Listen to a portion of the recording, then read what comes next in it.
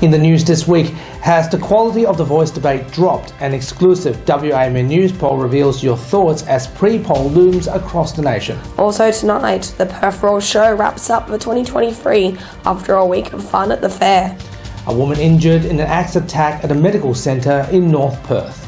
The Liberal Party appeals to WA Chinese voters during the Moon Festival. And later, Dr. Andrew Miller's comment.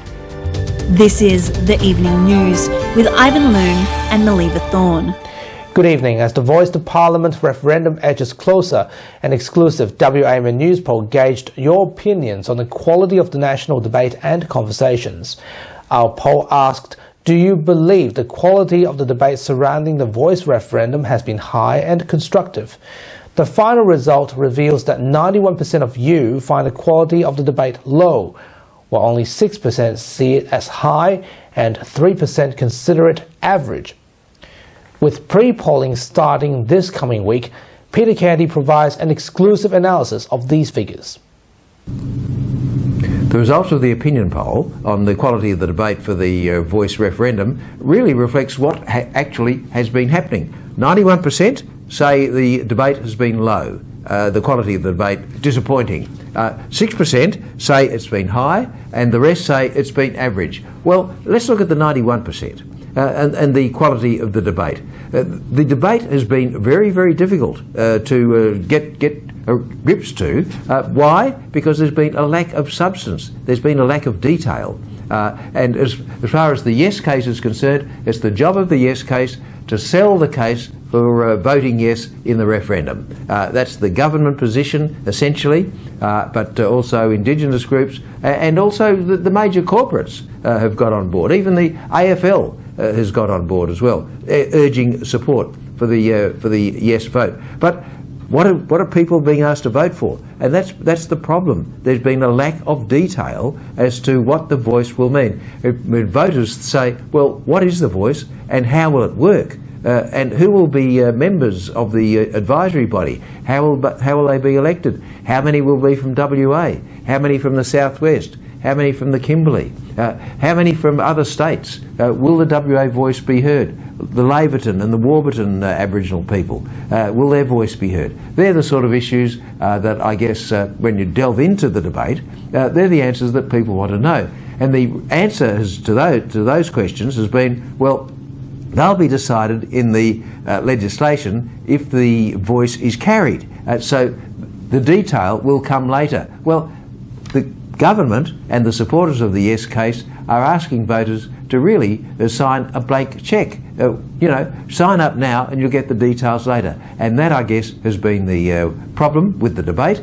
There's been a criticism of the no case for running a scare campaign. Well, some people in the no case probably have run a scare campaign. That's what happens when there's a vacuum. If there's a vacuum in any argument, there's always people wanting to fill the vacuum. So that's the key point. And I guess with 2 weeks to go before the full polling day, October the 14th, the yes case has to resolve that. But also there's another problem for the yes case, and that is that early voting is about to start. 2 weeks before, starting in Western Australia, starting on Monday, and in some other states either Monday or Tuesday. So a lot of people will be lining up to vote. They'll vote on the views and the debate so far. So if the yes case has got some sort of ammunition that it wants to unload in the last week or two, it's got to unload it very, very quickly to get the message across. Because as in federal and state elections now in recent times, a lot of early voters. And I imagine that people in the West will be lining up on Monday to vote, and that'll be the case in other parts of the country either on Monday or Tuesday. So by October the 14th, millions of Australians will have cast their vote. And that's the problem, that's the challenge for the yes case. They've got to come up with a clincher in the closing weeks of the campaign to sway the argument to get the yes case on top. And that, I think, is the big issue as we go into the closing weeks of what has been really a fascinating a campaign, a fascinating referendum, but with a very important result. And what happens on October the 14th will help shape the case for the nation and how Indigenous people are treated. Peter Kennedy, WAMN News. The Royal Show has concluded for another year after 7 days of a magnificent showcase of animals, rides, machinery and agricultural education. Attendance at the event remained high as Western Australians of all ages gathered for a week of fun-filled activities at the Claremont Showground. Farmers remained optimistic that the show has bridged the gap between city and rural folks. The Royal Show concluded this weekend after 7 days of fun at the Claremont Showgrounds. Western Australians gathered to experience the Royal Show for the last time in 2023, as the animal nursery remained a huge success. For the past few years, York farmer Nigel has brought many of his animals to the show, allowing Perth citizens to pet, engage with and learn about them. As Western Australia puts the pandemic behind, the number of visitors to the animal nursery and farming education exhibits has made a strong comeback. I think personally it's been the best show ever in all my 25 years of being here. The people have been so happy, there's so much to do, the weather has been ecstatically good and the crowds have been flocking in and we've been flat out busy. I'm running on about 3 hours sleep every night. I just go on adrenaline, but I don't care because I just enjoy. I catch up with everyone every year, and once a year we have a great time. What's been the best thing about the show this year? Robin Sermon, CEO of the Royal Agriculture Society of Western Australia, noted that the evening drone shows and fireworks continued to be major draws for the event. She hopes that the public has also learned about the importance of food security and has shown support for WA farmers for a better future. Food security is an increasingly important issue globally, and we're very lucky in WA to have such an amazing amount of produce. We export a lot of produce. It's really important that we continue to support the agricultural industry, and if you don't understand it, if you don't love it, then how do you know how to protect it? Hi there. Are you looking for a new home or want to refinance your car mortgage to get a better rate? At AA Finance Solutions, we have the expertise and knowledge to help you to find the right loan for your needs and budgets. Contact us today. Let us help you to make your home ownership dream a reality. AA Finance Solutions, your local mortgage broker. A woman has been injured in an axe attack at a medical centre in North Perth this week.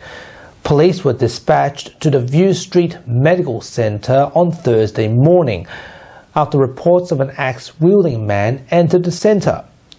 A 55-year-old man was detained following a citizen's arrest attempt before police arrived.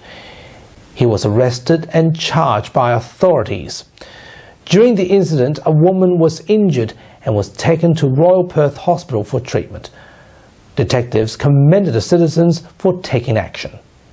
Absolutely, this is very frightening for everybody involved. Again, I'd like to thank those members of the public who stood up and actually were able to detain the male until police arrived. It was a very quick response by police, and he was detained at the scene. A man has been charged in connection with an alleged hit-and-run incident in Carlisle. The incident occurred at 7 p.m. on December 21st, 2022.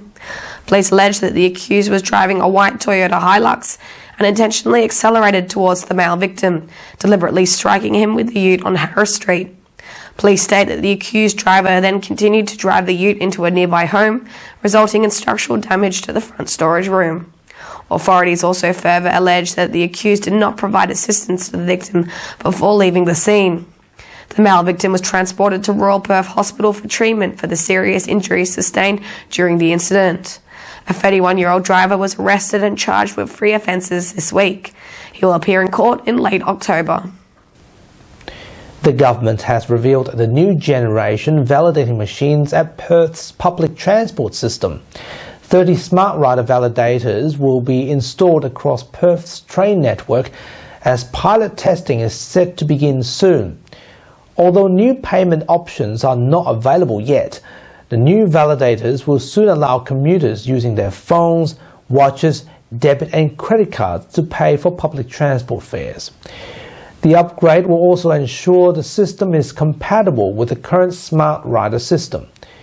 The government is planning to roll out 4,000 upgrade validators across Perth, with aims to allow new payment options to be available in the first half of 2024.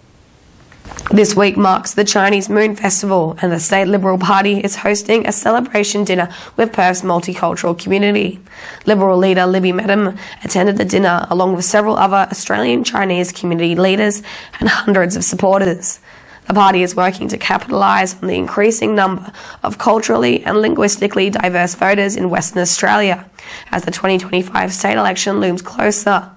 The leader says her party is listening and working to cater to the needs of diverse voters. As a party, we need to be representative of the very diverse community that we hope to represent and govern for.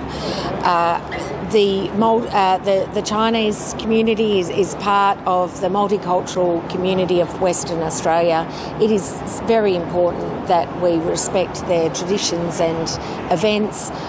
This is just way, and that is this event is just one way that we reflect that respect. And now here's Dr. Andrew Miller with his weekly medical and news commentary. Hi, thanks for your time. We've been asked a lot lately about Ozempic, people interested in this diabetic drug that's being used also for weight loss, and particularly amongst celebrities, which is causing a number of problems. Firstly, people using it inappropriately. Secondly, lack of supply of the drug for people who actually need it. And thirdly, a lot of misunderstanding about what it can actually do. While we're waiting for the dust to settle on that, the best place to get advice about all of this is your local GP, and it's a good time to remind ourselves of the importance of having a relationship with somebody long-term who can keep an eye on your chronic health indicators. And that's a general practitioner who would be able to have those conversations with you.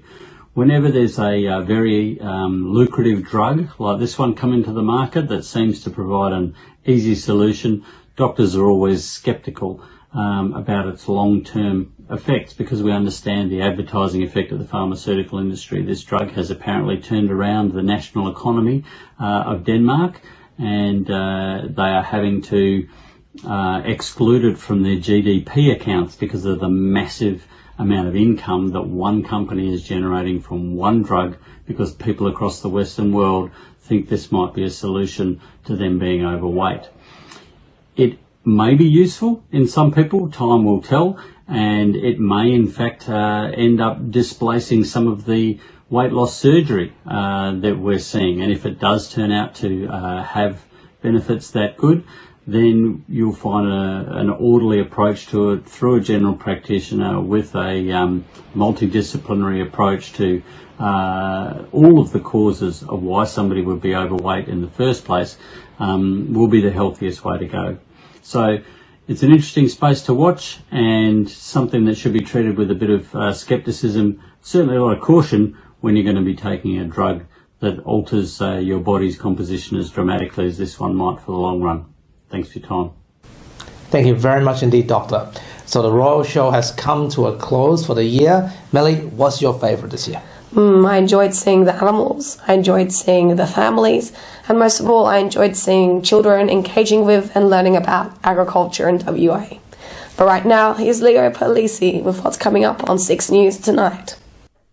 Thanks, guys. On 6 News, residents and campers flee as multiple bushfires burn out of control across eastern Victoria. Also, Tasmanian Premier Jeremy Rockliff's office accused of leaking texts to damage the now ex-Attorney General. And the S campaign planning to staff every polling booth in the country. Watch live on our YouTube channel whenever you want, and head to our website, 6newsau.com. For now, it's back to you.